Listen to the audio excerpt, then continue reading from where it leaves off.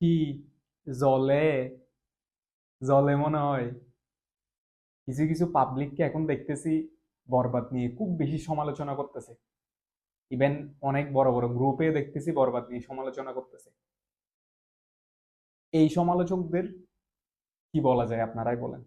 বরবাদ বরবাদ আমাদের বাংলাদেশের এমন একটা প্রজেক্ট, যে প্রজেক্টটা আমাদের পুরো ইন্ডাস্ট্রির জন্য একটা ড্রিম প্রজেক্ট হওয়ার কথা। সেইখানে কিছু কিছু মানুষের দেখতেছে এখন জ্বলতেছে, এমন জ্বলতেছে যে জ্বলাটা হচ্ছে আপনার শুকনা মরিচ দিলেও জ্বলে না আমার মনে হয়।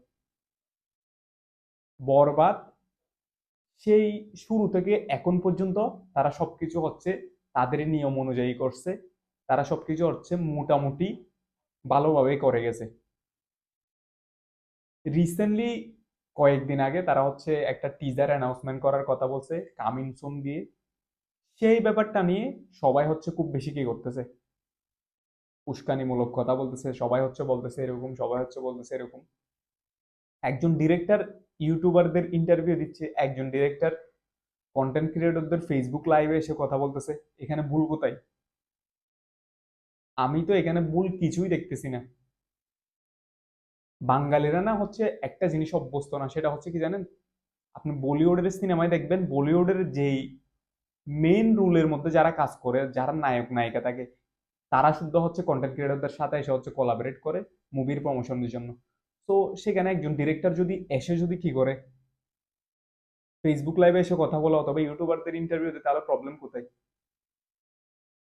আর আর মুভির আর আর মুভির ডিরেক্টর নিজে হচ্ছে কি ভুবন বামের সাথে হচ্ছে কথা বলছিল। তো ভুবন বাম একজন হচ্ছে ইউটিউবার। তো সেখানে আমাদের দেশের অথবা দেশের বাইরের ইউটিউবারদের সাথে কথা বললে প্রবলেমটা কোথায়, আমি তো সেটা বুঝতেছি না। আরেকটা কথা হচ্ছে, আমাদের সাকিবিয়ানদের মধ্যে আপনারা যারা আছেন, যারা বিভিন্ন বড় বড় গ্রুপ চালান, যারা হচ্ছে যাদের বড় বড় পেজ আছে, সবাইকে স্পেশালি বলবো শুধুমাত্র শুধুমাত্র অনলি বরবাদ নিয়ে থাকেন।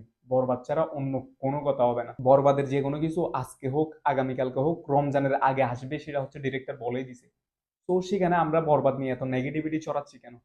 স্পেশালি যারা সাকিবিয়ানরা আছেন, আপনাদেরকে বলবো যারা এরকম নেগেটিভিটি ছড়াচ্ছে তাদের কমেন্ট বক্সে গিয়ে কচু কাটা করে দিয়ে আসেন।